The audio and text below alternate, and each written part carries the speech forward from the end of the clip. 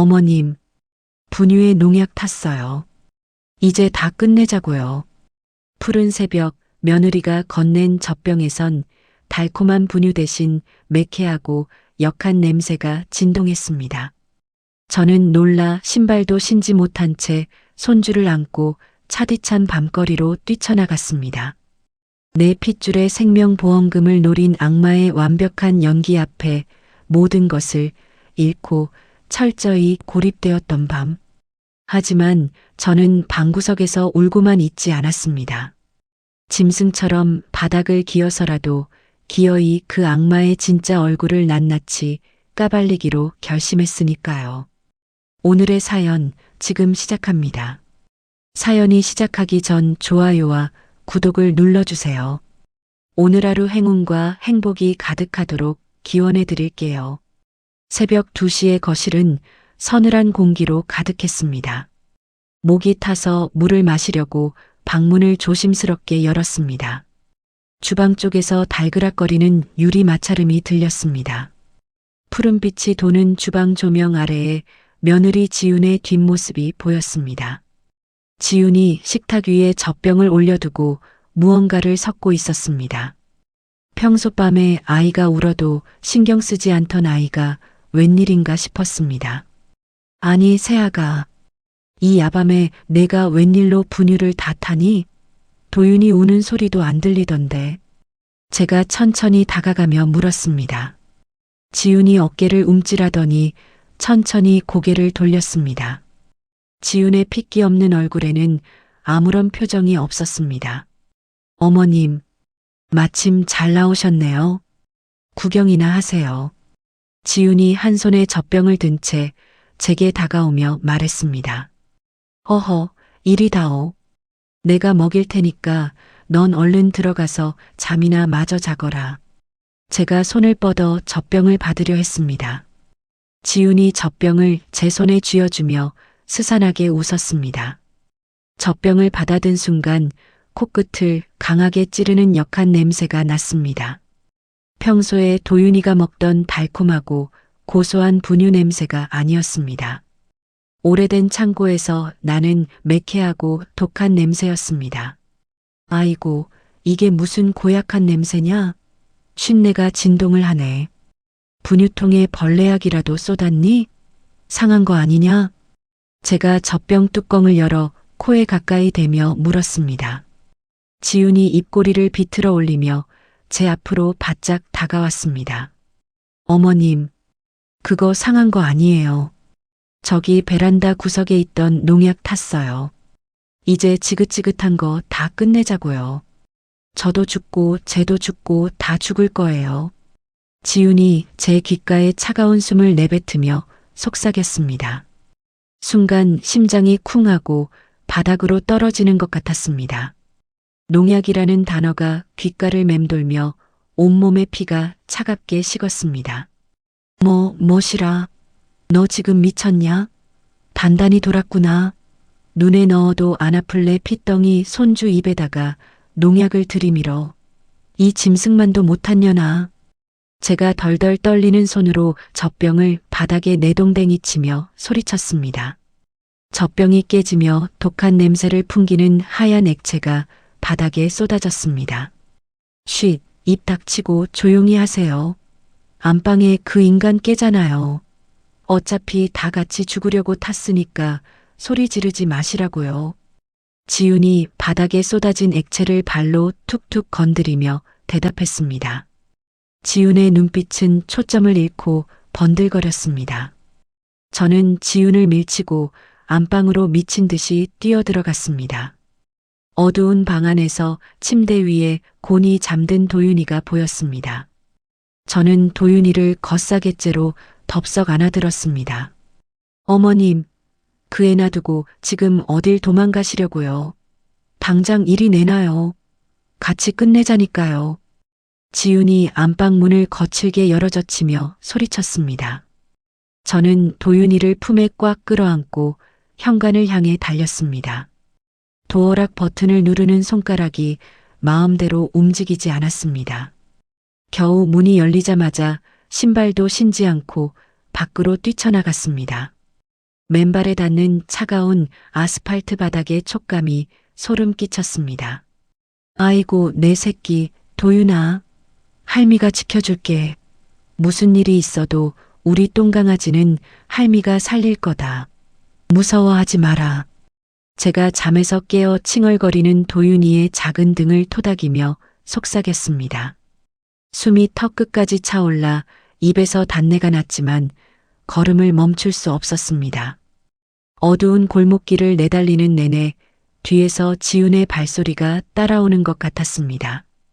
차디찬 밤거리를 도망치듯 달리며 지나온 세월이 머릿속을 스쳐 지나갔습니다. 남편을 일찍 여의고 홀로 고기구이 식당에서 불판을 닦으며 아들을 키웠습니다. 매일 밤 손목이 끊어질 듯 아팠지만 태훈이만 보면 피로가 씻겨나갔습니다. 엄마, 나 또 1등 했어. 이번 달에도 학교에서 장학금 나왔다. 이거 봐봐. 돈 굳었지? 고등학생이던 태훈이가 낡은 지갑에서 성적표를 꺼내 내밀며 환하게 웃었습니다. 아이고, 우리 장한 아들. 내 새끼 밥 안 먹어도 배가 부르다. 엄마는 하나도 안 힘들어. 고기 팍팍 구워줄 테니까 많이 먹고 힘내라. 제가 불판에서 익은 고기를 태훈의 밥 위에 올려주며 대답했습니다. 가난한 살림에도 엇나가지 않고 번듯하게 자라준 태훈이는 제 삶의 자랑이었습니다. 태훈이가 대학을 졸업하고 번듯한 직장에 취직했을 때 세상을 다 가진 것 같았습니다. 그런 태훈이가 3년 전 처음으로 지훈을 식당으로 데려왔습니다. 엄마, 잠깐 앞치마 좀 벗어봐. 인사해. 내 여자친구 지훈이야. 나 이 사람이랑 올해 안에 식 올릴 거야. 태훈이가 지훈의 손을 꼭 잡고 제 앞에 서며 말했습니다. 안녕하세요, 어머님. 태훈 씨한테 장사하시느라 고생 많으시다고 이야기 많이 들었어요. 지훈이 고개를 가볍게 숙이며 인사했습니다. 지훈의 겉모습은 흠잡을 데 없이 참하고 단정했습니다. 하지만 저를 바라보는 눈빛 어딘가 서늘하고 텅 비어 있었습니다. 웃고 있는 입술과 달리 눈동자에는 아무런 감정이 담겨 있지 않았습니다. 오냐, 그래. 어서 와라. 우리 태훈이가 입이 마르고 닳도록 자랑을 하더니 참 곱네. 서 있지 말고 얼른 앉아서 따뜻한 밥 좀 먹자꾸나. 제가 미리 준비해둔 소갈비를 상에 내어가며 말했습니다. 식사 내내 지우는 고기를 거의 입에 대지 않았습니다. 세아가, 고기가 입에 영 안 맞니? 질기면 얇게 잘라줄까? 뭐 먹고 싶은 거 있으면 편하게 말해보렴. 제가 조심스럽게 지훈의 눈치를 살피며 물었습니다. 아니에요, 어머님. 저 원래 냄새나서 이런 고기 잘 안 먹어요. 참, 어머님. 저희 결혼식 말인데요. 동네 사람들 부르는 촌스러운 잔치 말고 그냥 호텔에서 작게 할 거예요. 지훈이 젓가락을 상 위에 내려놓으며 똑 부러지게 말했습니다. 그리고 예단이나 혼수, 그런 낡은 관습도 싹 다 생략할 겁니다. 어차피 해오실 형편도 안 되시잖아요. 태훈 씨랑은 이미 말 다 마쳤어요. 지훈이 저를 똑바로 쳐다보며 덧붙였습니다. 그래, 요새 젊은 애들 다 자기들 마음대로 실속 챙긴다더라. 그래, 너희들 편한 대로 해라. 제가 억지로 입꼬리를 올려 웃음을 지으며 대답했습니다. 입으로는 알겠다고 했지만 가슴 한구석이 묘하게 서운하고 불편했습니다. 마치 우리 가족과 철저하게 선을 긋겠다는 선전포고처럼 들렸습니다. 너무 완벽하게 예의를 차리는 지훈의 태도에 좁힐 수 없는 거리감이 느껴졌습니다.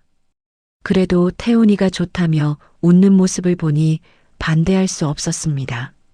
결혼식장에서 듬직하게 서 있는 아들을 보며 제 안의 의심을 억지로 털어냈습니다. 결혼 후 2년 만에 제 삶의 새로운 빛이 된 손주 도윤이가 태어났습니다. 세상을 다 얻은 것 같았던 기쁨도 잠시뿐이었습니다.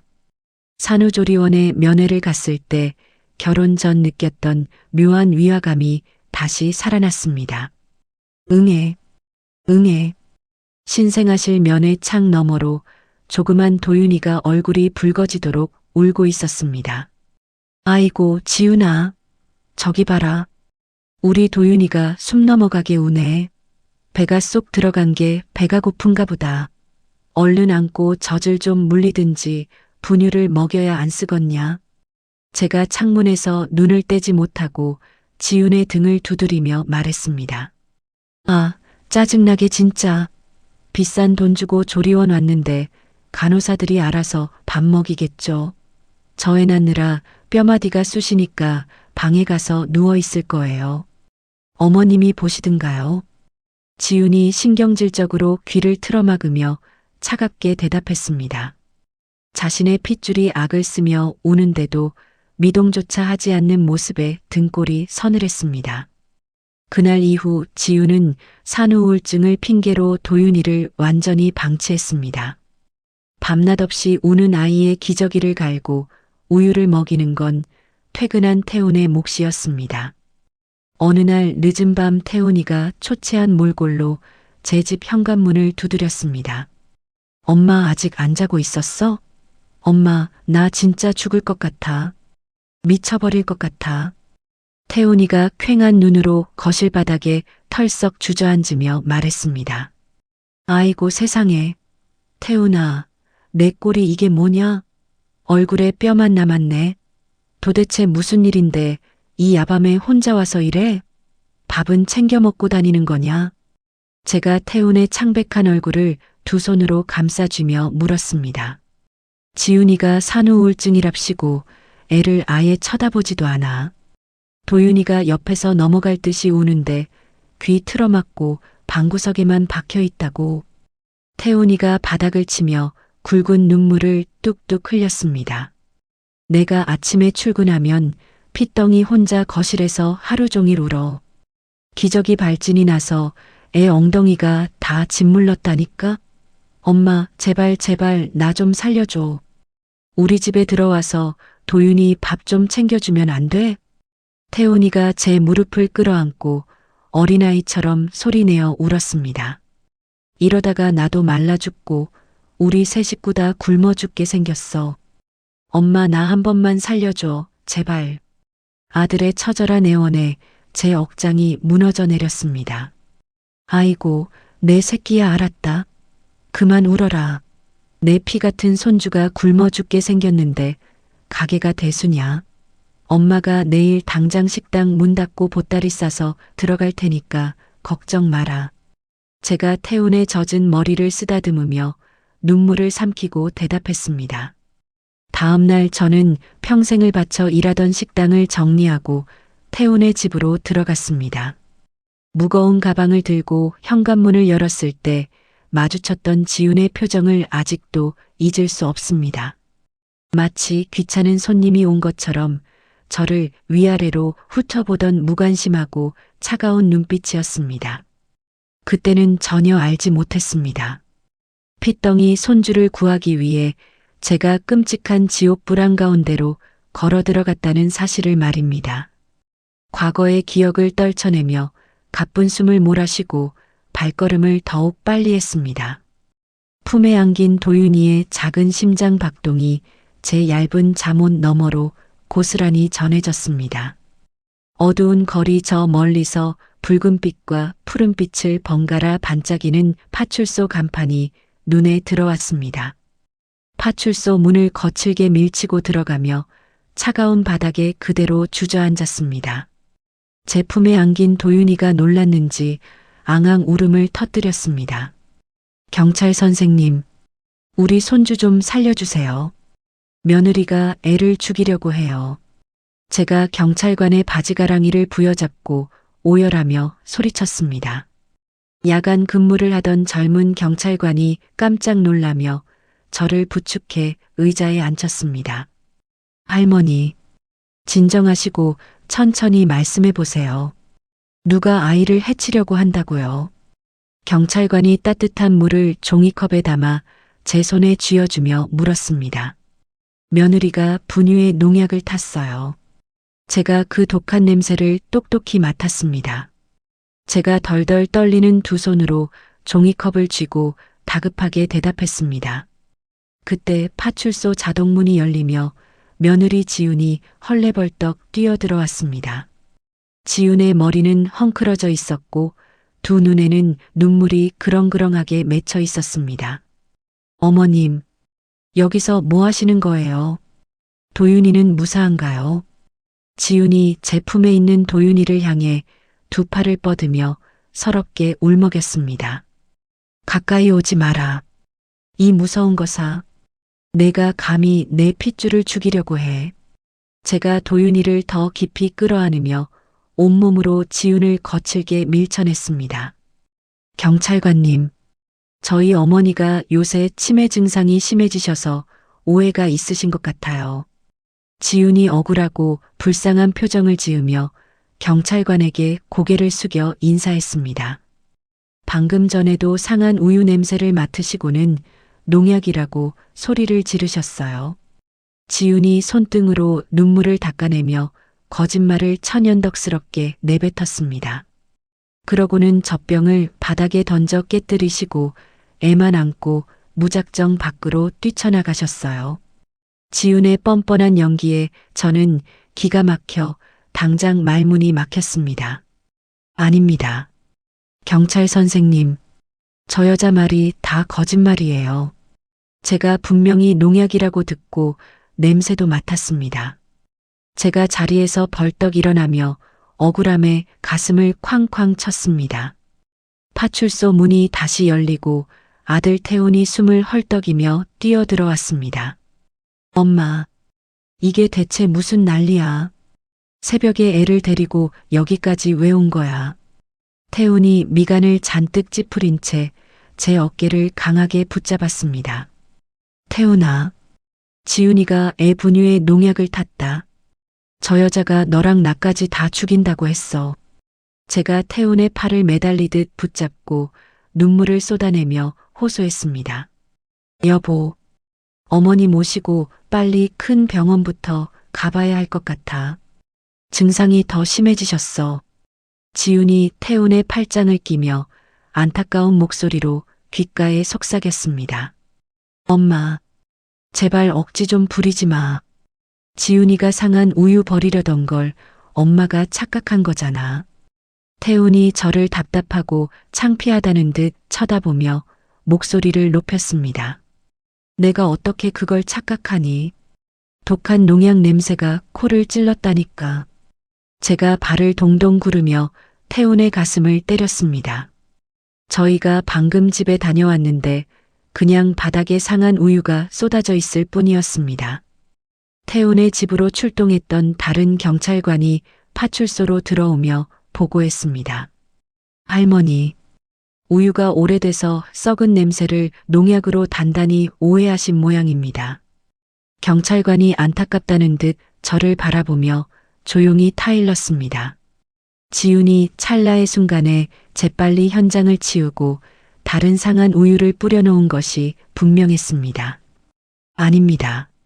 저 여자가 증거를 없앤 거예요. 제발 제 말을 믿어주세요.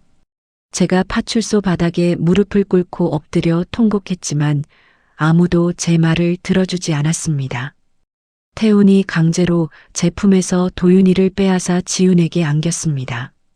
엄마, 그만해.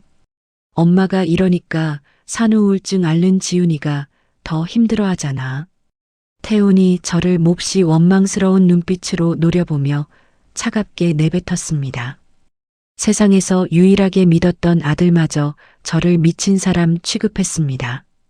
억장이 무너져 내리는 고통에 숨조차 제대로 쉴 수 없었습니다. 지훈이 도윤이를 안고 태훈의 등 뒤에 서서 저를 내려다보며 희미하게 입꼬리를 올렸습니다. 그 서늘하고 조롱 섞인 미소를 보자 등골에 소름이 쫙 돋았습니다.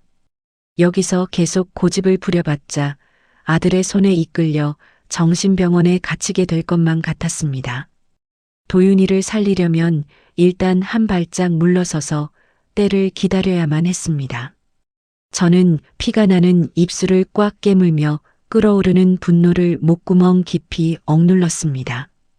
파출소에서 집으로 돌아온 직후 저는 방으로 들어가 짐을 싸기 시작했습니다. 낡은 여행 가방에 옷가지를 쑤셔 넣는 두 손이 억울함과 분노로 파르르 떨렸습니다. 엄마, 당분간 이모네 집이나 본가에 가 있어. 내가 나중에 연락할게. 태훈이 방문 앞에 서서 한숨을 푹푹 쉬며 짜증스럽게 말했습니다. 멍청한 아들의 얼굴을 단 1초도 쳐다보기가 싫어서 대답 없이 가방 지퍼를 거칠게 닫았습니다. 방문을 나서 현관으로 향할 때 안방 문이 아주 조금 열려 있는 것을 발견했습니다. 열린 문틈 사이로 지훈이 저를 빤히 쳐다보고 있었습니다. 지훈의 붉은 입술이 비틀리며 섬뜩하고 기괴한 미소를 지어 보였습니다. 마치 귀찮은 늙은 혹을 완벽하게 떼어냈다는 듯한 승리자의 표정이었습니다. 저는 현관문을 부서질 듯 쾅 닫고 그 지옥 같은 집을 도망치듯 빠져나왔습니다. 갈 곳이 없던 저는 태훈의 아파트에서 멀지 않은 낡은 주택가에 단칸방을 구했습니다. 보증금도 없는 허름한 월세방은 낮에도 햇빛 한 줌 들지 않아 컴컴하고 곰팡내만 가득했습니다. 차가운 장판 바닥에 이불을 깔고 누우면 도윤이의 해맑은 얼굴이 눈앞에 아른거렸습니다. 가방 깊숙한 곳에서 몰래 챙겨온 도윤이의 베넷 저고리를 꺼내 얼굴에 푹 파묻었습니다. 저고리에 남아있는 옅은 분유 냄새를 맡자 꾹 참았던 눈물이 툭 터지듯 쏟아졌습니다. 우리 불쌍한 새끼, 할미가 기어이 데리고 왔어야 했는데. 제가 가슴을 쥐어뜯으며 짐승처럼 목 놓아 울부짖었습니다. 밤이 되면 그 고통은 더욱 끔찍하게 심해졌습니다. 천장을 보고 누워있으면 귓가에서 도윤이가 자지러지게 우는 소리가 메아리 쳤습니다. 응애, 할머니 무서워요. 살려주세요. 환청 속에서 도윤이가 저를 애타게 찾는 것 같아 벌떡 일어나 좁은 방 안을 미친 듯이 헤맸습니다. 허공을 향해 두 손을 뻗어 아이를 안는 신용을 하다가 텅 빈 품을 확인하고 바닥에 나뒹굴었습니다. 지훈이 도윤이에게 당장이라도 무슨 끔찍한 짓을 할지 모른다는 극도의 불안감이 제 영혼을 갉아먹었습니다. 물 한 모금 넘기지 못해 며칠 만에 제 몸은 마른 장작처럼 바싹 말라갔습니다. 하지만 이대로 무기력하게 쓰러져 죽을 수는 없었습니다. 매일 새벽동이 트기 전 가파른 주택가 언덕을 올라 태훈의 아파트 단지를 멀리서 내려다보았습니다. 어둠 속에서 불이 꺼진 15층 베란다 창문을 향해 두 손을 모으고 간절히 빌고 또 빌었습니다. 부처님, 천지신명님, 우리 가여운 도윤이 제발 무사하게만 지켜주십시오. 제가 차가운 시멘트 바닥에 이마를 비비며 눈물로 기도했습니다.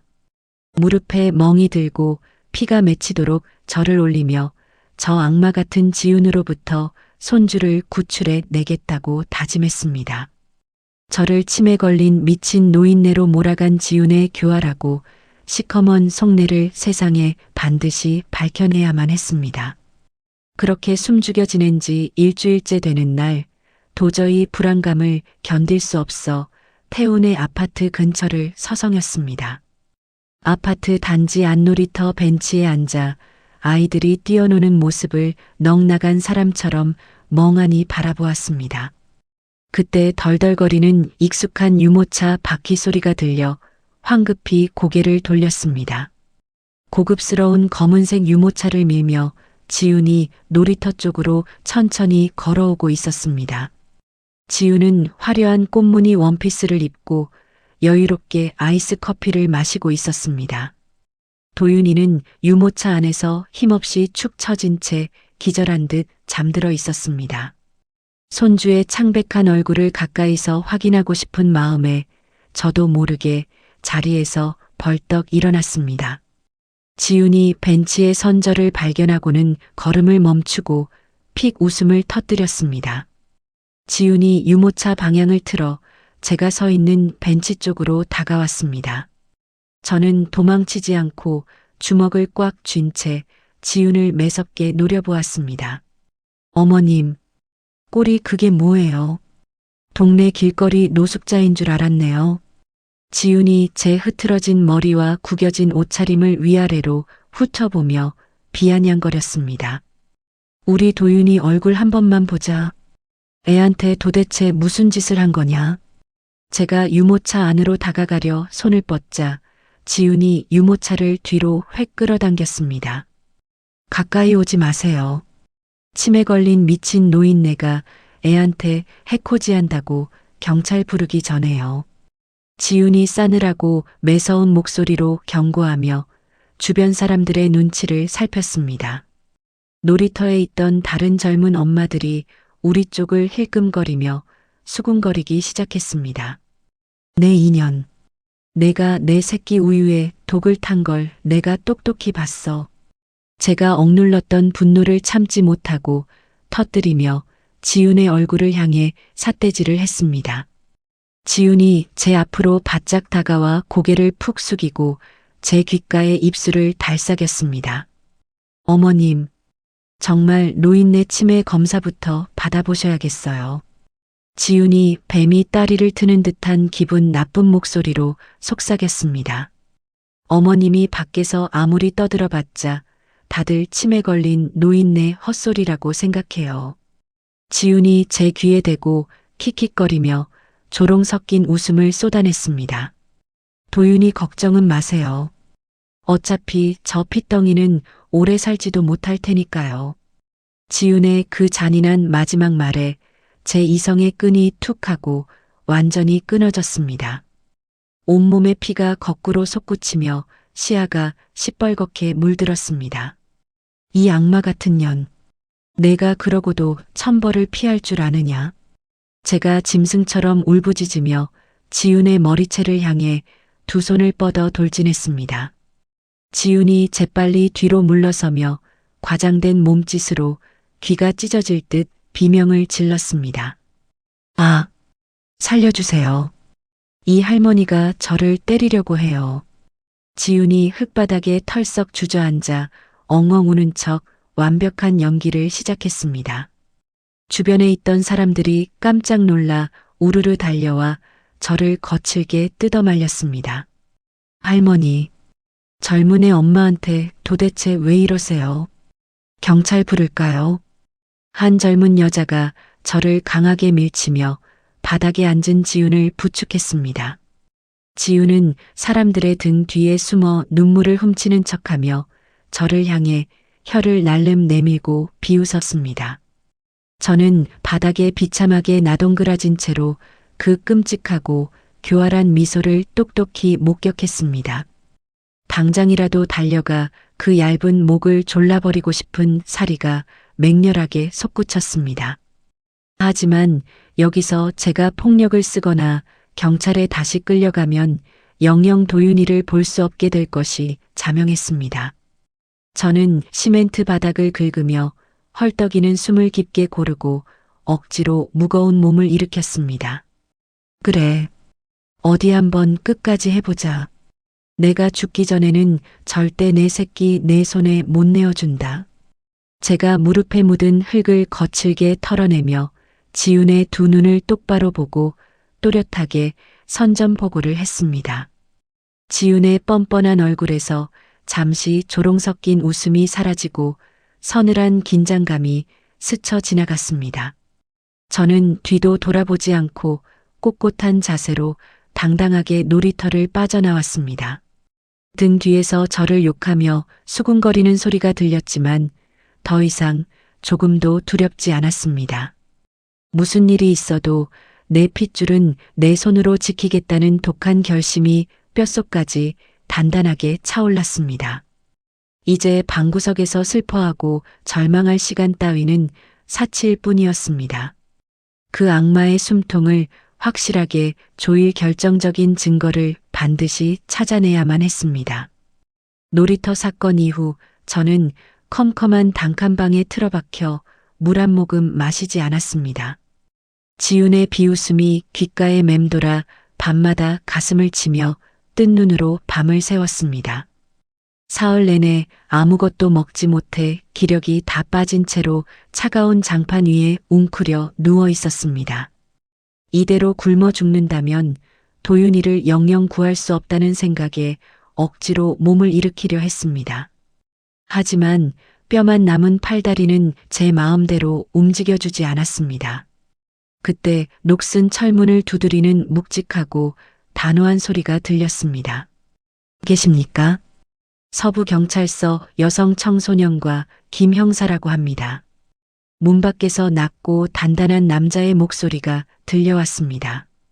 경찰이라는 단어에 저는 깜짝 놀라 방바닥을 기어가듯 현관으로 다가갔습니다. 떨리는 손으로 문고리를 돌려 조심스럽게 문을 열었습니다. 검은색 가죽 점퍼를 입고 날카로운 눈매를 가진 중년 남성이 서 있었습니다. 할머니, 며칠 전 파출소에서 있었던 소란에 대해 보고를 받고 찾아왔습니다. 김 형사가 품 안에서 경찰 신분증을 꺼내 제 눈앞에 보여주며 말했습니다. 경찰 선생님, 저는 진짜 미치지 않았습니다. 제발 저 좀 도와주세요. 제가 김 형사의 바짓가랑이를 양손으로 꽉 붙잡고 바닥에 엎드려 애원했습니다. 할머니, 바닥이 찹니다. 일단 일어나서 제 이야기 좀 들어보세요. 김 형사가 제 양팔을 단단히 붙잡아 일으켜 세우며 방 안으로 들어왔습니다. 김 형사는 좁고 지저분한 방 안을 둘러보고는 낡은 상 앞에 마주 앉았습니다. 파출소 후배 녀석들이 사건을 대충 마무리한 것 같아서 제가 직접 증거물을 국과수에 넘겼습니다. 김 형사가 서류 가방에서 노란색 봉투를 꺼내며 진지한 표정으로 말했습니다. 할머니 말씀이 맞았습니다. 그날 바닥에 깨져 있던 젖병에서 미량의 독성 물질이 나왔어요. 김 형사가 노란 봉투에서 결과지를 꺼내 제 앞에 펼쳐 보이며 덧붙였습니다. 결과지에는 알아보기 힘든 글자들이 가득했지만 제 눈에는 독성 물질이라는 단어만 뚜렷하게 박혔습니다. 아이고, 내 새끼. 우리 불쌍한 도윤이가 진짜 죽을 뻔했어. 제가 결과지를 두 손으로 부여잡고 방바닥에 이마를 찌으며 짐승처럼 오열했습니다. 할머니, 진정하세요. 제가 과거에 아동 학대 사건을 오래 맡아서 이런 낌새는 잘 압니다. 김 형사가 제 등을 따뜻하고 투박한 손으로 토닥이며 굳건한 목소리로 말했습니다. 세상 사람들 다 할머니를 치매 환자로 몰아도 저는 할머니 진술을 믿습니다. 김 형사가 제 눈을 똑바로 쳐다보며 힘주어 대답했습니다. 세상 모두가 저를 손가락질할 때 유일하게 제 편이 되어준 사람이었습니다. 단단하게 얼어붙어 있던 제 심장이 한순간에 녹아내리며 뜨거운 눈물이 멈추지 않고 흘렀습니다. 저를 지옥에서 꺼내줄 튼튼한 동아줄을 잡은 것만 같아 안도의 한숨을 내쉬었습니다. 김 형사와 저는 좁은 방 안에서 무릎을 맞대고 앉아 앞으로의 상황을 의논했습니다. 제가 며칠 동안 지훈 씨의 과거 행적을 은밀하게 좀 파헤쳐 봤습니다. 김 형사가 수첩을 넘기며 미간을 잔뜩 찌푸린 채로 말했습니다. 그 요물 같은 기집의 과거에 무슨 큰 문제라도 있었습니까? 제가 눈물 콧물을 소매로 벅벅 닦아내며 다급하게 물었습니다. 지훈 씨는 결혼하기 훨씬 전부터 사채를 끌어다 써서 심각한 빚을 지고 있었습니다. 김 형사가 수첩에 적힌 숫자를 손가락으로 짚으며 대답했습니다. 빚독촉을 피해서 여러 번 야반도주를 하고 가족과도 연을 끊고 살았더군요. 김 형사가 목소리를 낮추며 주변을 살피듯 조심스럽게 덧붙였습니다. 어쩐지 상견례 때 친정 식구 한 명 안 나타나고 예단도 안 하겠다고 버티더라니 다 이유가 있었네요. 제가 주먹을 꽉 쥐고 방바닥을 내리치며 치를 떨었습니다. 정서적으로도 아주 문제가 많아서 과거 지인들과 돈 문제로 경찰에 여러 번 신고가 들어온 이력도 있습니다. 김 형사가 펜으로 수첩을 톡톡 두드리며 심각하게 말했습니다. 김 형사의 말을 듣는 순간 망치로 뒤통수를 3개 얻어맞은 것 같은 충격을 받았습니다. 우리 아들 태훈이는 그 여자 과거를 전혀 모르고 결혼한 게 틀림없습니다. 제가 가슴을 쾅쾅 치며 답답함을 토로했습니다. 아드님은 아내의 교묘한 거짓말과 연기에 완전히 넘어가서 진실을 전혀 못 보고 있는 겁니다. 김 형사가 안타깝다는 듯 길게 한숨을 내쉬며 위로했습니다. 그 독사 같은 년이 우리 순진한 아들을 완전히 홀려놓고 이제는 제 손주까지 죽이려 드는군요. 제가 이를 득득 깔며 원통한 마음에 바닥을 박박 긁었습니다. 단순한 산후 우울증이 아닙니다. 아이를 해치려는 진짜 이유, 즉 돈과 관련된 동기를 찾아야 합니다. 김 형사가 날카로운 눈빛을 빛내며 단호하게 상황을 정리했습니다. 형사님, 제가 무슨 짓이든 다 하겠습니다. 시키는 대로 목숨 걸고 할 테니 제발 살려만 주십시오. 제가 김 형사의 두 손을 꼭 부여잡고 피눈물을 흘리며 애원했습니다. 지금부터는 절대 감정적으로 나서시면 안 됩니다. 완벽한 물증을 찾을 때까지 숨죽이고 계셔야 합니다. 김 형사가 제 손에 힘을 꽉 주며 신신당부했습니다. 우리는 지윤의 시커먼 속내를 완벽하게 파헤치기 위해 은밀하고 치밀하게 공조하기로 결의했습니다. 그날 밤 자정이 훌쩍 넘은 시각 저는 김 형사와 함께 검은 모자를 푹 눌러쓰고 밖으로 나섰습니다. 우리는 사람들의 눈을 피해 태훈의 아파트 단지 뒤편 분리수거장으로 몰래 숨어들었습니다. 할머니, 이쪽으로 오세요. 아까 지윤 씨가 버리고 간 파란색 쓰레기 봉투입니다. 김 형사가 어두운 구석에 쌓인 쓰레기 더미를 가리키며 작게 속삭였습니다.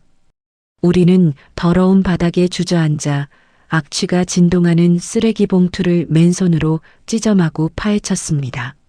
썩은 과일 껍질과 냄새나는 기저귀 사이를 뒤지면서도 오직 단서를 찾아야 한다는 생각뿐이었습니다.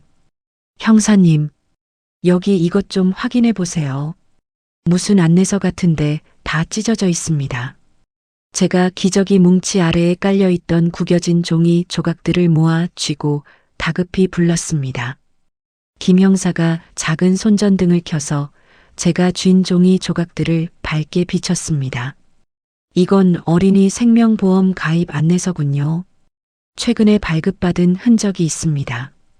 김 형사가 찢어진 종이 조각들을 바닥에 놓고 퍼즐 맞추듯 조심스럽게 연결하며 말했습니다. 손전등 불빛 아래 드러난 종이에는 아이 사망 시 수령할 수 있는 억대의 보험금 액수가 적혀 있었습니다. 그 무시무시한 액수 위에 붉은색 펜으로 굵게 동그라미가 쳐진 것을 본 순간 온몸에 소름이 끼쳤습니다. 이 악마 같은 년, 돈 때문에 배 아파 낳은 자기 핏줄을 죽이려고 했단 말입니까? 제가 종이를 들고 있던 손을 파르르 떨며 피가 나도록 입술을 질끈 깨물었습니다. 도윤이 앞으로 고액의 생명보험을 들고 보험금을 온전히 챙기려는 계획범죄가 확실합니다. 김 형사가 종이 조각들을 투명한 비닐 지퍼백에 조심스럽게 담으며 차갑고 묵직하게 대답했습니다. 결국 아이 목숨값을 받아서 자기 과거 빚을 갚고 호의호식하려고 이 끔찍한 짓을 꾸민 거네요. 제가 솟구치는 분노를 참지 못하고 쓰레기장 바닥을 두 주먹으로 미친 듯이 내리쳤습니다. 이제 명백한 범행 동기를 확인했으니 더 철저하게 함정을 파서 현장을 덮칠 준비를 해야 합니다. 김 형사가 손전등을 끄고 자리에서 훌쩍 일어서며 매서운 눈빛으로 다짐했습니다. 형사님, 저한테 다 맡겨주십시오. 그 악기 같은 년의 목줄을 제가 직접 끊어버리겠습니다. 제가 쓰레기장 벽을 짚고 꼿꼿하게 일어서며 도끼를 잔뜩 품은 목소리로 맹세했습니다. 방구석에 숨어서 눈물만 훔치던 나약한 할머니는 쓰레기장 악취 속에서 완전히 죽어 없어졌습니다. 제 목숨과 맞바꾸는 한이 있더라도 그 잔혹한 살인마를 지옥 밑바닥으로 처박아 버릴 작정이었습니다. 김 형사의 주선으로 저는 태운의 아파트 베란다가 훤히 내려다 보이는 맞은편 옥탑방으로 거처를 옮겼습니다. 낡은 망원경을 창틀에 고정하고 며칠 밤낮을 꼬박 세우며 지훈의 집을 감시했습니다. 어느 날 오후 베란다 창문 너머로 끔찍한 광경이 목격되었습니다. 거실 한가운데 도윤이가 울다 지쳐 바닥에 엎드려 헐떡이고 있었습니다. 지훈은 아이를 쳐다보지도 않고 소파에 누워 콧노래를 부르며 핸드폰만 들여다보았습니다. 아이가 숨을 헐떡이며 기침을 하자 지훈이 신경질적으로 벌떡 일어나 아이를 발로 툭 밀쳤습니다. 그 모습을 망원경으로 지켜보며 피가 거꾸로 솟구쳐 당장이라도 창문을 깨고 뛰쳐나가고 싶었습니다. 이 독사 같은 년. 짐승도 자기 새끼는 그렇게 안 다룬다. 제가 옥탑방 창문을 쾅쾅 내리치며 악에 받쳐 소리쳤습니다. 당장 쳐들어가서 그 얇은 목통을 비틀어 버리고 싶었지만 김 형사의 경고를 떠올리며 억지로 참았습니다. 증거 없이 나섰다가는 다시 미친 노인네 취급을 받고 영영 도윤이를 잃게 될 것이 뻔했습니다. 저는 입술에서 피가 나도록 꽉 깨물고 망원경에서 눈을 떼지 않았습니다. 감시를 시작한 지 일주일쯤 지난 무렵 동네 작은 슈퍼마켓에 창거리를 사러 내려갔습니다. 우유값을 집어들다가 옆에 서 있던 한 젊은 여성과 세게 부딪혀 바닥에 나뒹굴고 말았습니다. 아이고, 죄송합니다. 할머니 다치신 데 없으세요? 여성이 깜짝 놀라며 우유값을 내려놓고 제 양팔을 조심스럽게 부축해 일으켰습니다. 괜찮아. 내가 앞을 제대로 못 봐서 미안하게 됐네. 제가 옷에 묻은 먼지를 털어내며 고개를 들어 여성을 쳐다보았습니다. 가슴에 달린 명찰을 보니 근처 상가에 있는 소아과 간호사 은지였습니다. 은지가 제 얼굴을 물끄러미 보더니 눈이 동그래지며 조심스럽게 물었습니다. 혹시 도윤이 할머니 아니신가요? 저 기억 안 나세요. 은지가 주변 눈치를 살피며 한 걸음 바짝 다가와 속삭였습니다. 저는 며칠 전 놀이터에서 사람들이 수군거리던 일이 떠올라 황급히 몸을 돌렸습니다. 아니야. 사람 잘못 봤어. 제가 우유값을 대충 집어들고 쫓기듯 계산대로 걸음을 재촉했습니다. 할머니, 잠깐만 제 이야기 좀 들어보세요. 도윤이 엄마 상태가 이상한 것 같아서 그래요. 은지가 제 소매를 꽉 붙잡고 절박한 표정으로 매달리며 말했습니다. 지훈의 상태가 이상하다는 말에 제 발걸음이 돌부리에 걸린 듯 그 자리에 딱 멈춰 섰습니다. 그게 무슨 소리냐? 우리 도윤이한테 무슨 일이 있는 거냐? 제가 은지의 양어깨를 강하게 움켜쥐고 덜덜 떨리는 목소리로 되물었습니다. 은지는 저를 슈퍼마켓 옆 한적한 골목길로 조심스럽게 이끌었습니다. 얼마 전에 도윤이 엄마가 애를 데리고 병원에 왔는데 애 몸에 멍 자국이 가득했어요. 은지가 혹시라도 누가 들을까봐 목소리를 한껏 낮추어 말했습니다. 뭐라고? 내 새끼 몸에 멍 자국이라니. 제가 가슴을 부여잡고 골목길 시멘트 바닥에 주저앉을 뻔한 것을 은지가 겨우 부축했습니다. 제가 멍 자국이 왜 생겼냐고 물었더니 침대에서 떨어졌다고 대수롭지 않게 말하더라고요. 은지가 분통이 터진다는 듯 입술을 꽉 깨물며 대답했습니다. 그런데 침대에서 떨어졌다고 하기에는 상처가 너무 여러 군데였고 아이는 몹시 불안해했어요. 은지가 눈시울을 붉히며 안타까운 목소리로 덧붙였습니다. 더 이상한 건 도윤이 엄마가 아이 상태는 묻지도 않고 우울증 약 처방전만 빨리 달라고 난동을 부린 거예요. 은지가 지윤의 기행을 설명하며 두 팔을 비벼 소름을 털어냈습니다. 이런 미친년. 갓난쟁이 몸에 손을 대고 지 입에 들어갈 약만 챙겼단 말이냐. 제가 이빨이 부서져라 꽉 물고 시멘트 벽을 주먹으로 내리쳤습니다. 할머니, 제가 원장님 몰래 처방전 기록을 확인해 봤는데 아이 몸무게에 맞지 않는 독한 약이었어요. 은지가 제 귓가에 입술을 바짝 대고 충격적인 사실을 털어놓았습니다. 혹시 엄마가 자기 우울증 약을 아이한테 먹이려는 건 아닌지 너무 걱정돼서 계속 신경이 쓰였어요. 은지의 폭로에 저는 눈앞이 하얗게 전멸하며 숨통이 콱 막히는 것 같았습니다. 독한 우울증 약을 섞어 분유를 타려 했던 지훈의 그날 새벽 모습이 겹쳐지며 온몸이 사시나무 떨듯 떨렸습니다. 아가씨, 우리 도윤이 좀 살려줘.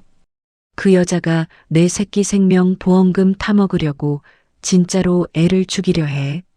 제가 골목길 바닥에 엎드려 은지의 바짓가랑이를 부여잡고 피눈물을 흘리며 호소했습니다. 세상 사람들 다 나를 미친 치매 노인네라고 욕하는데 아가씨만이라도 내 말 좀 믿고 증인이 되어줘. 제가 두 손을 싹싹 빌며 은지에게 짐승처럼 울부짖었습니다. 할머니, 일어나세요. 저도 아이 키우는 엄마로서 그냥 모른 척할 수 없어요. 은지가 저를 부둥켜 안고 함께 눈물을 흘리며 굳게 약속했습니다. 할머니 말씀 다 믿을게요. 제가 도울 수 있는 일은 뭐든 다 돕겠습니다. 은지의 따뜻한 위로에 캄캄했던 지옥 한가운데서 비로소 한 줄기 빛을 찾은 것 같았습니다. 그날 밤 옥탑방으로 돌아와 저는 태훈의 아파트 쪽을 바라보며 참았던 안도의 눈물을 쏟아냈습니다. 다음 날 늦은 밤 저는 김 형사와 은지를 옥탑방으로 불렀습니다. 세 사람은 좁은 방에 둘러앉아 지훈의 숨통을 조일 완벽한 계획을 짜기 시작했습니다. 은지 씨의 증언으로 지훈 씨가 아이에게 약물을 먹이려 한다는 심증이 더욱 확실해졌습니다. 김 형사가 옥탑방 바닥에 아파트 도면을 펼쳐놓고 붉은 펜으로 동그라미를 치며 말했습니다. 이제 남은 건 지훈 씨가 범행을 저지르는 결정적인 순간을 카메라로 포착하는 겁니다. 김 형사가 매서운 눈빛으로 저와 은지를 번갈아 보며 단호하게 덧붙였습니다.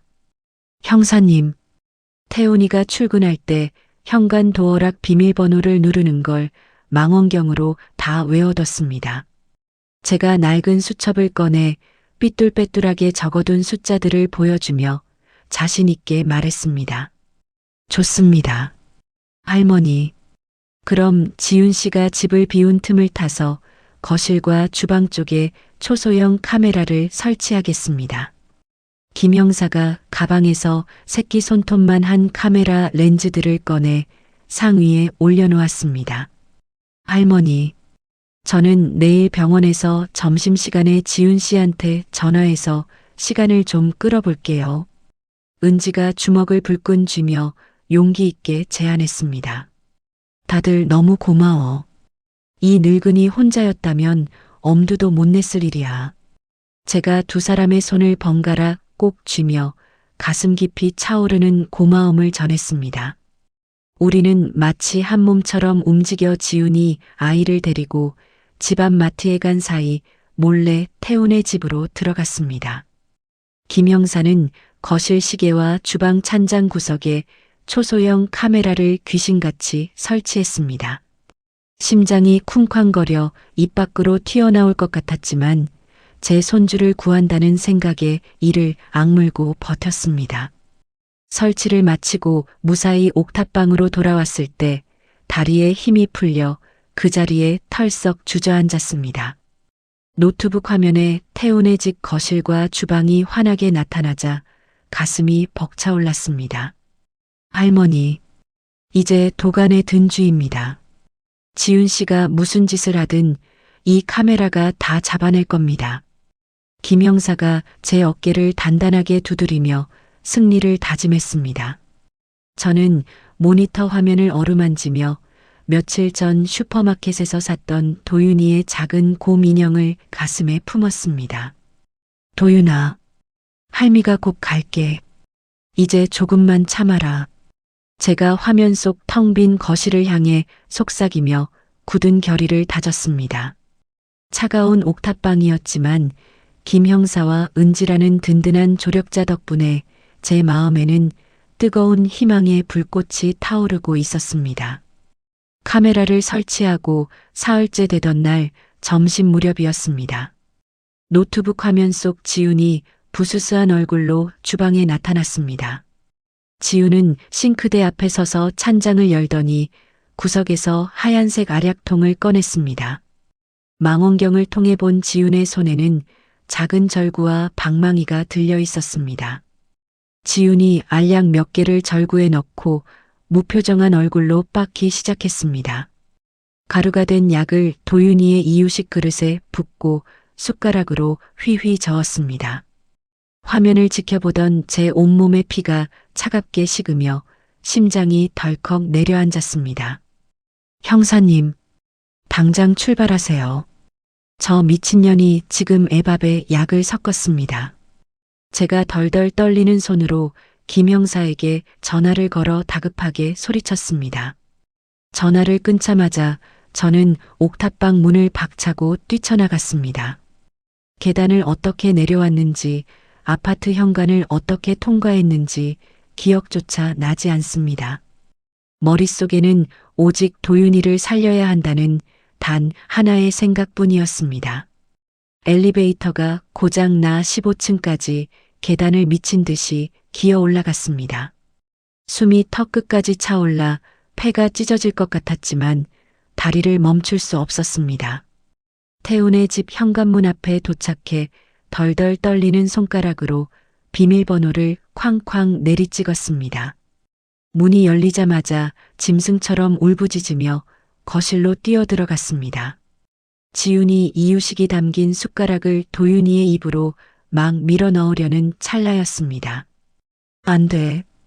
이 짐승만도 못한 년아. 제가 번개처럼 달려들어 지훈의 손목을 낚아채고 숟가락을 바닥으로 세게 내동댕이 쳤습니다.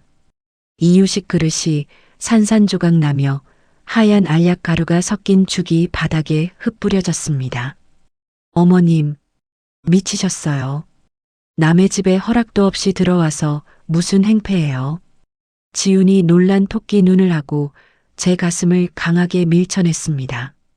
제가 바닥에 나뒹굴며 도윤이 쪽으로 필사적으로 손을 뻗었습니다. 내년이 애밥에 우울증 약 타는 거 내가 다 봤어. 내 핏줄 죽이려는 거 다 봤다고. 제가 악에 받쳐 소리치며 지훈의 바짓가랑이를 꽉 움켜쥐었습니다. 지훈의 얼굴에 순간 당황한 기색이 스쳤지만 이내 독사처럼 차가운 미소를 지었습니다. 증거 있어요. 치매 노인네 헛소리 경찰이 또 믿어줄 것 같아요. 지훈이 제 손을 발로 짓밟으며 비아냥거렸습니다. 지훈이 바닥에 쏟아진 이유식을 수건으로 재빨리 닦아내려 했습니다. 제가 짐승처럼 달려들어 지훈의 머리채를 휘어잡고 바닥을 거칠게 뒹굴었습니다. 이거 나요. 미친 노인네가 진짜. 지훈이 제 팔을 핥히고 물어뜯으며 악을 썼습니다. 우리는 깨진 그릇 조각 위를 나뒹굴며 처절한 사투를 벌였습니다. 그때 현관문이 열리며 김 형사와 동료 경찰들이 다급하게 뛰어들어왔습니다. 지훈 씨, 아동 학대 및 살인 미수 혐의로 긴급 체포합니다. 김 형사가 지훈의 팔을 뒤로 꺾어 수갑을 채우며 쩌렁쩌렁한 목소리로 외쳤습니다. 이거 나요. 난 아무 짓도 안 했어. 이 치매 노인네가 지어낸 거짓말이라고요. 지훈이 바닥에 엎드린 채 발버둥 치며 끝까지 거짓말을 악질적으로 내뱉었습니다. 시침이 떼도 소용없습니다. 집안에 설치된 카메라와 당신 휴대폰 검색 기록이 다 말해줄 겁니다. 김 형사가 주머니에서 투명한 지퍼백에 담긴 알약통을 흔들어 보이며 매섭게 일갈했습니다. 지훈이 그제야 상황 파악이 된 듯 사색이 되어 그 자리에 털썩 주저앉았습니다. 경찰들이 지훈을 양쪽에서 부축해 현관 밖으로 끌고 나갔습니다. 저는 피투성이가 된 무릎으로 기어가 소파 구석에서 바들바들 떨고 있는 도윤이를 품에 꽉 안았습니다. 도윤아, 할미가 늦어서 미안해. 이제 다 끝났어. 아무 걱정 마라. 제가 도윤이의 작은 등을 쓰다듬으며 짐승처럼 엉엉 소리내어 울었습니다. 도윤이가 제 품에 얼굴을 파묻고 서럽게 울음을 터뜨렸습니다. 아이의 온기가 제 가슴에 전해지자 지난 몇 달간의 끔찍했던 고통이 씻겨 내려가는 것 같았습니다. 얼마 후 태훈이 연락을 받고 직장에서 헐레벌떡 뛰어들어왔습니다. 거실 바닥에 흩어진 깨진 그릇 조각과 피투성이가 된 저를 보고 태훈이 멍하니 굳어버렸습니다. 엄마, 이게 다 무슨 일이야? 지훈이가 왜 경찰에 끌려간 거야? 태훈이 더듬거리며 상황을 파악하지 못해 어리둥절한 표정으로 물었습니다. 저는 도윤이를 품에 안은 채 자리에서 천천히 일어나 태훈의 뺨을 잇는 힘껏 후려쳤습니다. 정신 똑바로 차려. 내 마누라가 내 손주 목숨값으로 집 빚 갚으려고 한 악기야. 제가 찢어질 듯한 목소리로 소리치며 김 형사가 남겨둔 노트북 화면을 태훈에게 내밀었습니다. 내 눈으로 똑똑히 봐. 지훈이가 애 밥에 무슨 짓을 했는지. 화면 속에서 지훈이 약을 빻아 이유식에 섞는 장면을 본 태훈의 얼굴이 백지장처럼 하얘졌습니다. 태훈이 그 자리에 주저앉아 머리를 감싸 쥐고 짐승처럼 오열하기 시작했습니다. 엄마, 내가 미쳤었어. 지훈이 말만 믿고 엄마를 미친 사람 취급하다니. 태훈이 제 바짓가랑이를 붙잡고 피눈물을 흘리며 사죄했습니다. 하지만 태훈을 향한 제 마음은 이미 차갑게 식어 있었습니다. 아들의 멍청함 때문에 하마터면 내 핏줄을 영영 잃을 뻔했다는 분노가 쉽게 가라앉지 않았습니다. 더 이상 변명하지 마라. 나는 도윤이 데리고 내 집으로 갈 거니까. 제가 태훈의 손을 매몰차게 뿌리치고 도윤이를 품에 안은 채 현관을 나섰습니다. 아파트 밖으로 나오자 눈부신 햇살이 제 얼굴을 비추었습니다. 등 뒤에서 수갑을 찬 채 경찰차에 오르는 지훈의 모습이 보였습니다. 지훈은 끝까지 억울하다는 듯 악을 쓰며 저를 도끼 어린 눈으로 노려보았습니다. 하지만 저는 눈길 한 번 주지 않고 꼿꼿하게 허리를 펴고 걸었습니다. 도윤이를 안고 옥탑방으로 돌아와 처음으로 따뜻한 물로 아이를 씻기고 새 옷을 입혔습니다. 깨끗해진 아이를 품에 안고 낡은 장판 위에 누웠을 때 비로소 평온함이 찾아왔습니다. 햇살이 비치는 방 안에서 도윤이가 저를 보며 처음으로 방긋 웃어주었습니다.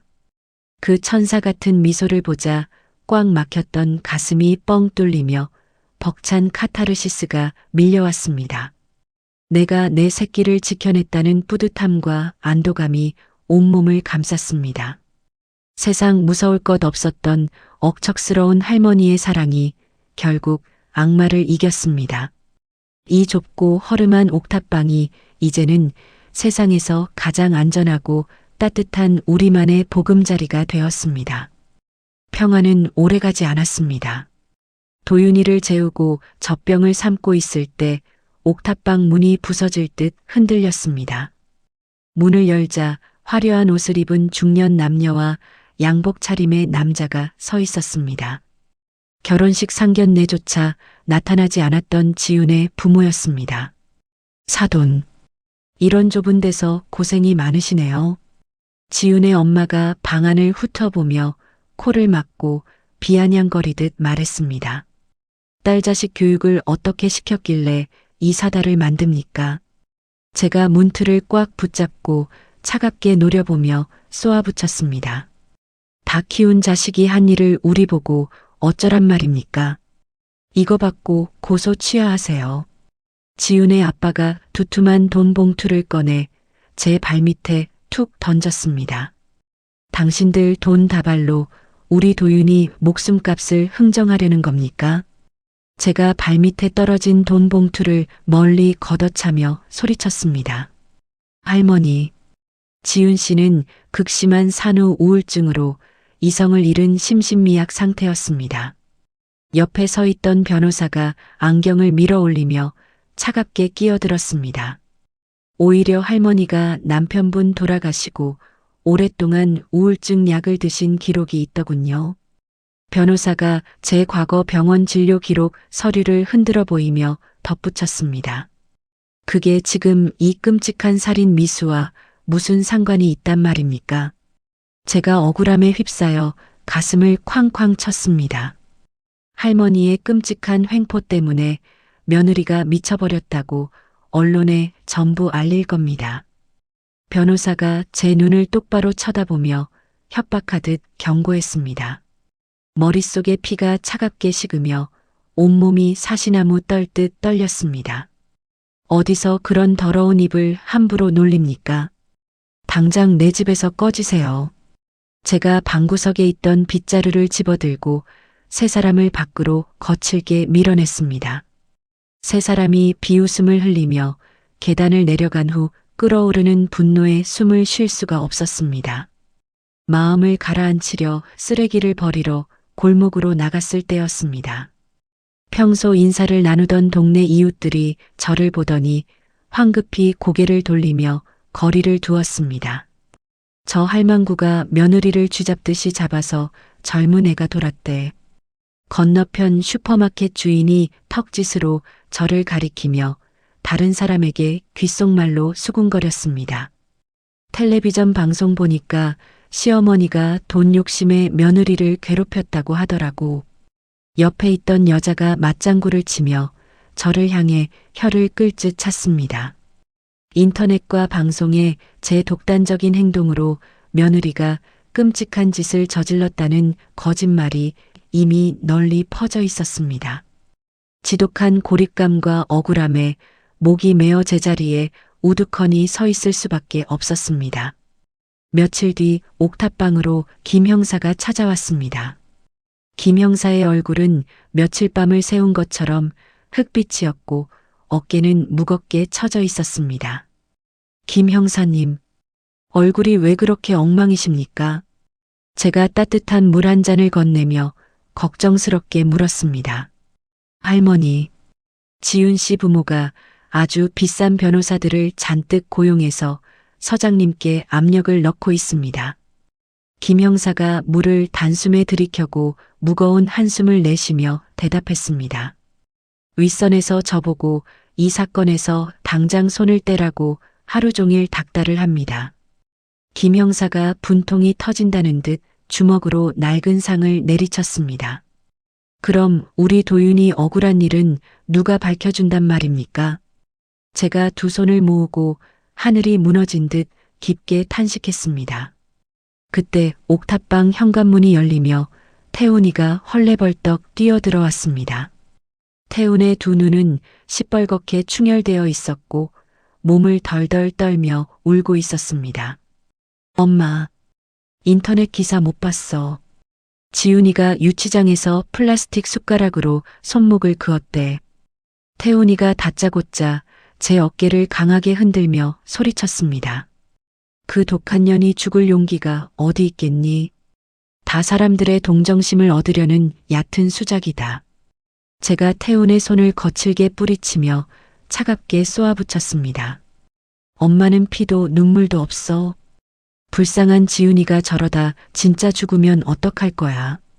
태훈이가 방바닥에 주저앉아 짐승처럼 머리를 쥐어뜯으며 악을 썼습니다. 그 여자가 내 배 아파 낳은 자식을 독살하려 했는데 불쌍하다는 소리가 나오느냐. 제가 이가 부서지도록 꽉 깨물고 태훈을 노려보며 소리쳤습니다. 도윤이는 어쨌든 안 죽었잖아. 처가에서 우리 빚도 다 갚아주겠대. 이제 그만 지훈이 용서해주자. 태훈이가 제 바짓가랑이를 붙잡고 눈물 콧물을 흘리며 끔찍한 소리를 내뱉었습니다. 자신의 핏줄을 죽이려 한 악마를 돈 때문에 감싸는 아들의 모습에 피눈물이 솟구쳤습니다. 내 놈이 정녕 애비 자격이 있다고 생각하느냐. 제가 손을 높이 들어 태훈의 뺨을 잇는 힘껏 후려쳤습니다. 철썩하는 소리와 함께 태훈의 고개가 옆으로 꺾였습니다. 내 새끼가 농약을 먹고 죽을 뻔했는데 돈 몇 푼의 용서라는 말이 내 입에서 나오느냐. 제가 가슴을 쥐어뜯으며 찢어지는 목소리로 윽박질렀습니다. 당장 내 눈앞에서 사라져. 다시는 도윤이 아빠라고 부르지도 마라. 제가 태훈의 뒷덜미를 잡아 끌어 문 밖으로 내동댕이 치고 현관문을 쾅 닫아버렸습니다. 방 안에는 저와 잠든 도윤이 그리고 차가운 침묵만 남았습니다. 분노로 벌벌 떨리는 손을 부여잡고 도윤이의 곁으로 다가갔습니다.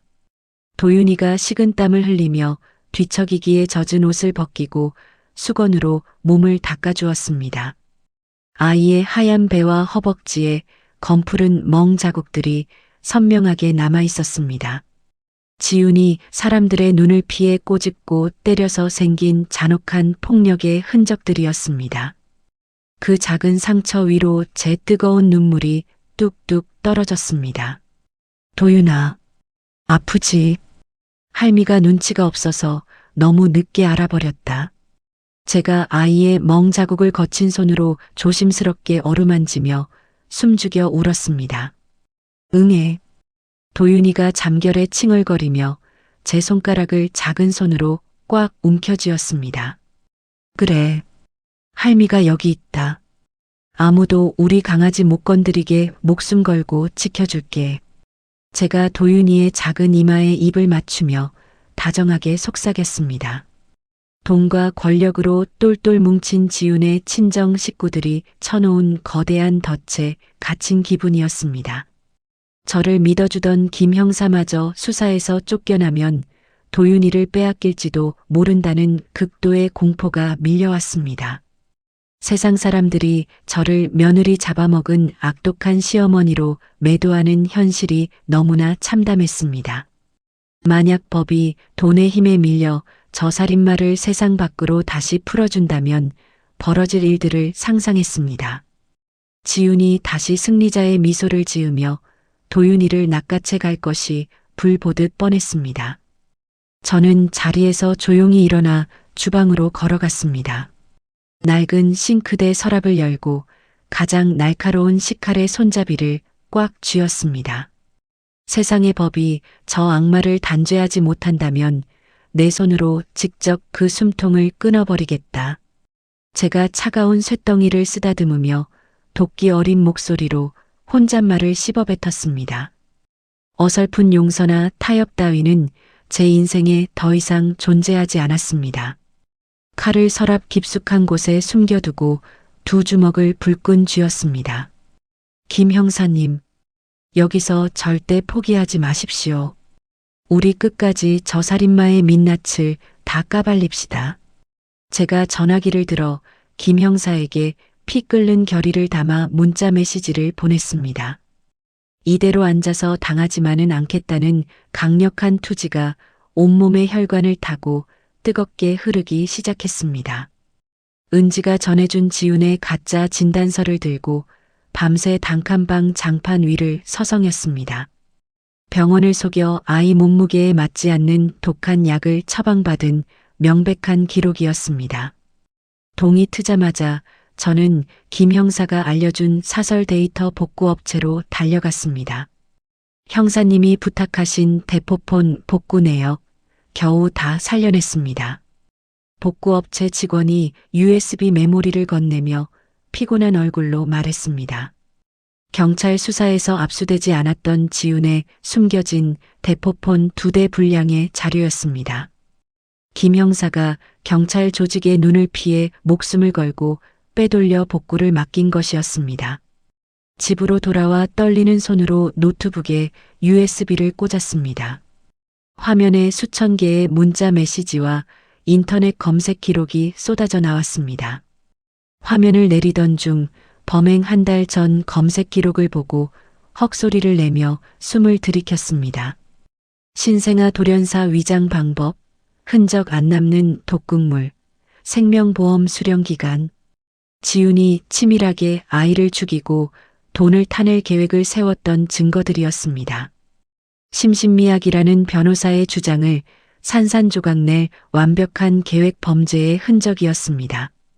이 독사 같은 년, 정신이 나가서 그런 게 아니라 처음부터 내 새끼를 노린 거였어. 제가 주먹으로 바닥을 쾅쾅 내리치며 치를 떨었습니다. 그날 오후 저는 지훈의 과거 동창이라는 여자를 수소문해 카페에서 만났습니다. 지훈이요. 걔 옛날부터 돈에 미쳐서 남의 지갑 훔치고 뻔뻔하게 거짓말하던 애예요. 동창이 커피잔을 만지작거리며 진저리를 치듯 말했습니다.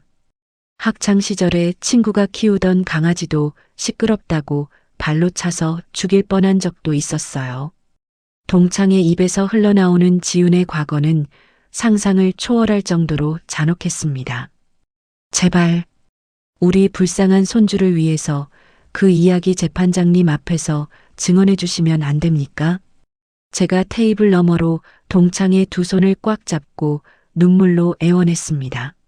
할머니, 저는 지훈이 부모가 뒤에서 해코지할까봐 너무 무서워요. 동창이 제 손을 슬그머니 빼내며 두려운 표정으로 고개를 저었습니다. 저는 무릎을 꿇고 카페 바닥에 엎드려 피눈물을 흘리며 통곡했습니다. 결국 동창은 법정에는 서지 못하지만 제 핸드폰에 증언을 녹음하는 것은 허락했습니다. 지훈의 소시오패스적인 본성을 증명할 결정적인 무기를 하나 더 얻은 셈이었습니다. 집으로 돌아온 저는 은지에게 전화를 걸었습니다. 은지 씨, 드디어 놈들의 숨통을 끊을 증거를 다 모았어. 제가 벅차오르는 감정을 누르며 떨리는 목소리로 말했습니다. 할머니, 정말 다행이에요. 저도 내일 법정에 나가서 제가 본 걸 전부 증언할게요. 은지가 전화기 너머로 단호하고 용기 있는 목소리로 대답했습니다.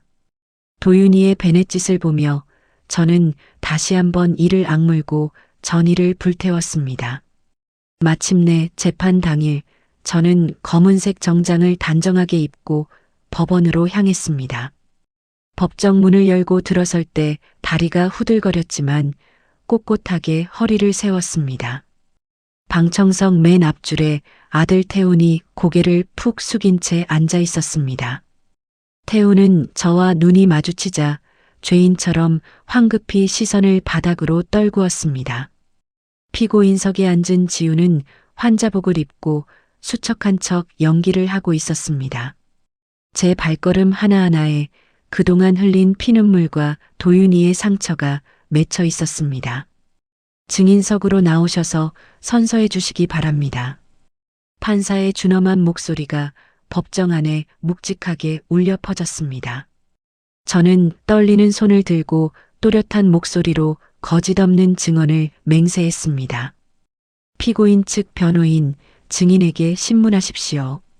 판사의 지시가 떨어지자 지훈의 변호사가 날선 표정으로 제 앞으로 다가왔습니다. 할머니, 피고인이 평소 우울증 약을 복용한 사실을 알고 계셨습니까? 변호사가 공격적인 목소리로 저를 몰아세우기 시작했습니다. 네, 알고 있었습니다.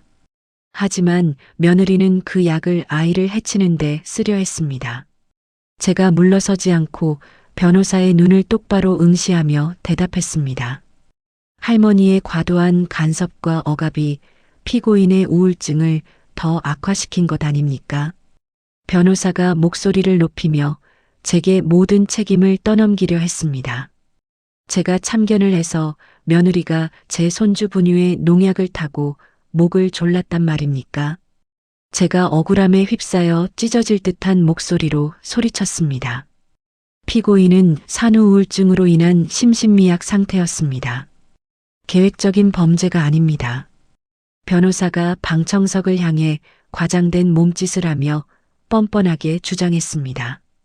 제가 숨을 깊게 들이마시고 주머니에서 작은 USB 메모리를 꺼내 번쩍 들었습니다. 존경하는 재판장님, 이 안에 며느리가 범행 한 달 전부터 인터넷으로 신생아 돌연사와 독극물을 검색한 모든 기록이 들어 있습니다. 제가 법정안이 쩌렁쩌렁 울리도록 또렷하게 외쳤습니다. 법정안이 순간 찬물을 끼얹은 듯 적막해졌고 변호사의 얼굴이 사색이 되었습니다. 또한 여기 며느리가 병원을 속여 몰래 처방받은 우울증 약 기록과 동창의 증언 녹음 파일도 모두 제출하겠습니다. 제가 준비한 서류 뭉치를 들어 올려 판사를 향해 힘차게 뻗었습니다. 판사가 기록을 꼼꼼히 살피는 동안 지훈의 얼굴은 하얗게 질려 사시나무 떨듯 떨렸습니다. 도저히 빠져나갈 수 없는 명백한 증거들 앞에서 변호사마저 입을 굳게 다물었습니다. 이건 다 저 늙은이가 조작한 거짓말이에요. 지훈이 피고인석에서 벌떡 일어나 악에 받쳐 소리쳤습니다. 조용히 하세요. 피고인. 판사가 불호령을 내렸습니다. 궁지에 몰린 지훈의 눈빛이 도끼를 품은 채 미친 듯이 번뜩였습니다. 그래, 내가 다 검색했어. 내 새끼 죽여서 보험금 타먹으려고 그랬다고. 지훈이 방청석을 향해 침을 튀기며 본색을 드러내기 시작했습니다. 내 빚 갚는데 내 새끼 목숨 좀 쓰겠다는데 그게 왜 당신들이 난리야. 지훈의 입에서 쏟아지는 광기 어린 발언에 법정 안의 모든 사람들이 경악했습니다. 방청석에서 웅성거리는 소리가 커지고 지훈의 부모마저 고개를 숙이고 얼굴을 가렸습니다. 태우는 두 손으로 얼굴을 감싼 채 짐승처럼 울부짖으며 무너져 내렸습니다. 저는 분노로 온몸이 떨렸지만 끝까지 당당하게 서서 그 살인마의 몰락을 두 눈 똑똑히 지켜보았습니다. 피고인 박지훈에게 징역 15년을 선고합니다. 판사의 단호하고 묵직한 목소리가 재판장 가득 울려 퍼졌습니다. 그 순간 팽팽하게 당겨졌던 제 이성의 끈이 탁 풀리며 다리에 힘이 빠졌습니다. 저는 방청석 의자를 짚고 바닥에 털썩 주저앉아 뜨거운 눈물을 쏟아냈습니다. 법정 안의 사람들이 안도와 경악이 섞인 한숨을 동시에 내쉬었습니다. 이거나 그 핏덩이 새끼 죽지도 않았는데 왜 내가 15년이나 감옥에 가야 해? 수갑을 찬 채 교도관들에게 끌려가던 지훈이 발버둥을 치며 악을 썼습니다. 차라리 그때 확 비틀어 죽여버렸어야 했는데. 억울해. 제일 억울하다고. 지훈의 입에서 튀어나오는 저주 섞인 비명에 제 심장이 갈기갈기 찢기는 듯 했습니다. 마지막 순간까지 반성이라고는 눈곱만큼도 없는 그 끔찍한 눈빛을 평생 잊지 못할 것입니다. 하지만 이제 그 악마는 더 이상 제 손주 근처에 얼씬도 할 수 없게 되었습니다. 재판이 끝나고 텅 빈 복도로 걸어 나왔을 때 짙은 안도가 파도처럼 밀려왔습니다. 복도 끝에 쭈그리고 앉아있던 태훈이 저를 보자마자 달려와 무릎을 꿇었습니다. 엄마, 내가 죽일 놈이야. 지훈이한테 완전히 눈이 멀어서 엄마를 치매 환자 취급했어. 태훈이 제 바짓가랑이를 부여잡고 차가운 복도 바닥에 이마를 찌으며 피눈물을 흘렸습니다. 내 새끼가 죽을 뻔했는데 아빠라는 놈이 마누라 치맛자락만 붙잡고 있었지. 제가 태훈의 손을 매몰차게 뿌리치며 싸늘하게 내려다보았습니다. 엄마, 제발 한 번만 용서해줘. 내가 도윤이 아빠잖아. 내가 다 잘못했어. 태훈이 짐승처럼 울부짖으며 다시 제 다리에 매달렸습니다. 저는 천천히 허리를 굽혀 태훈의 충혈된 두 눈을 똑바로 응시했습니다. 너는 내 핏줄을 구하지 않았고 애비로서 자식의 방패가 되어주지도 못했다. 제가 이빨이 부서져라 꽉 깨물고 한 글자 한 글자 힘을 주어 뱉어냈습니다. 도윤이한테 애비는 오늘부로 죽었다. 다시는 내 손주 앞에 얼씬도 하지 마라. 제가 단호하게 선을 긋고 뒤도 돌아보지 않은 채 법원 문을 나섰습니다. 등 뒤에서 태운의 처절한 통곡 소리가 메아리 쳤지만 제 발걸음은 조금도 흔들리지 않았습니다.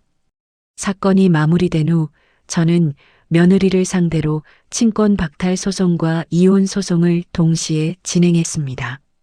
지훈의 극악무도한 범죄 사실 덕분에 소송은 생각보다 순조롭게 마무리되었습니다. 저는 도윤이의 유일하고 완벽한 보호자로서 법적인 권리를 모두 넘겨받았습니다. 짐을 정리해 지옥 같았던 그 동네를 완전히 떠나기로 마음먹었습니다.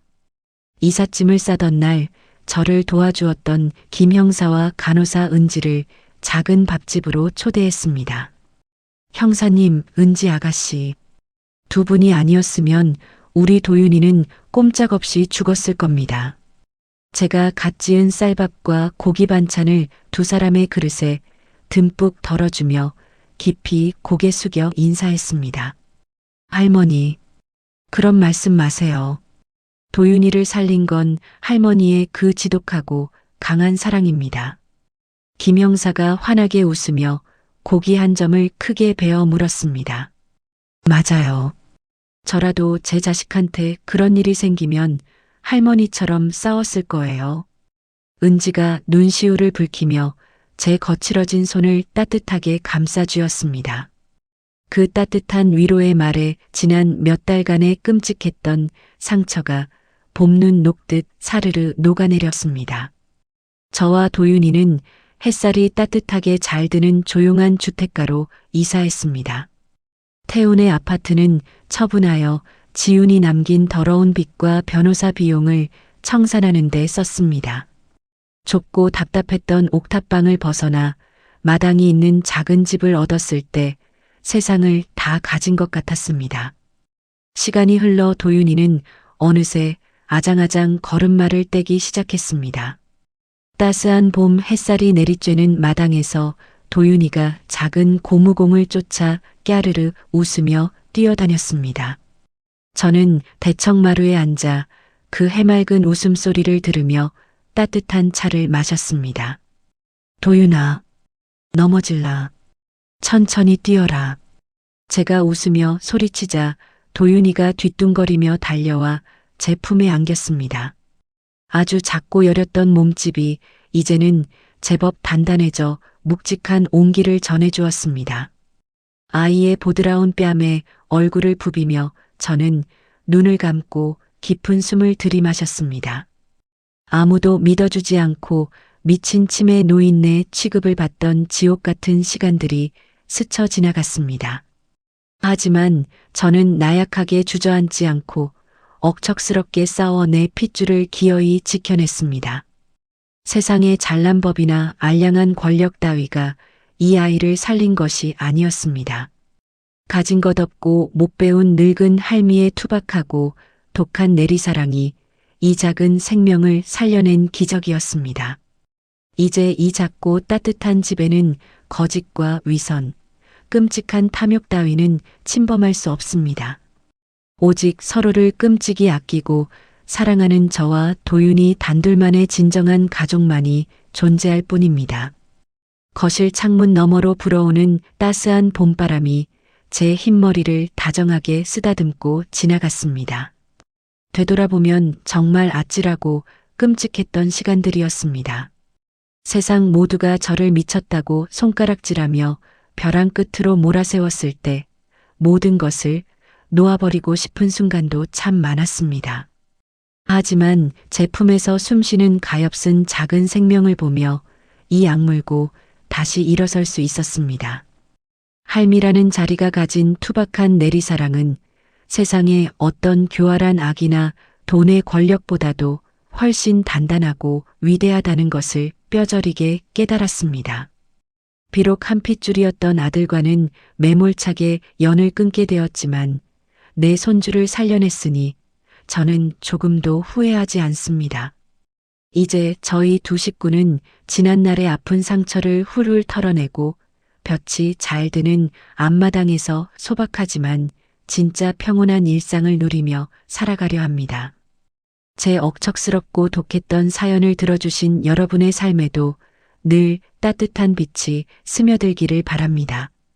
인생에서 어떤 억울하고 캄캄한 시련을 마주하시더라도 절대 주저앉지 마세요. 결국 진실과 사랑은 그 어떤 짙은 어둠도 이겨내고 반드시 승리하니까요. 이야기를 끝까지 들어주신 분이 계시다면 잘 들었다고 댓글 하나만 남겨주세요. 감사합니다.